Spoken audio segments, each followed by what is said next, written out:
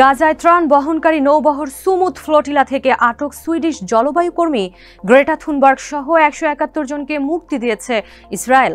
Tel Aviv জানিয়েছে, নৌবহর থেকে আটকদের মুক্তি দিয়ে পাঠানো হয়েছে গ্রিস এবং স্লোভাকিয়ায়।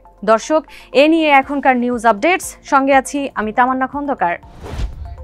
মুক্তি পাওয়া ব্যক্তিদের মধ্যে Greece, Italy, France, Ireland, Sweden, Poland, Germany, Bulgaria, Lithuania, Austria, Luxembourg, Finland, Denmark, Slovakia, Switzerland, Norway, যুক্তরাজ্য, সার্বিয়া এবং যুক্তরাষ্ট্রের নাগরিক রয়েছেন।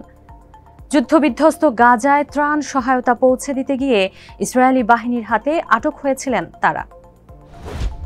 এর আগে ইসরায়েলি বাহিনীর হাতে আটক ১৩৭ জনকে ফেরত পাঠানো হয় তুরস্কে।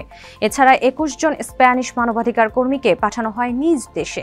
গ্লোবাল সুমুদ ফ্লোটিলার নৌবহরের ৪১টি জাহাজে অন্তত ৪৪টি দেশ থেকে ৪৫০ জনের বেশি মানবাধিকার কর্মী ছিলেন।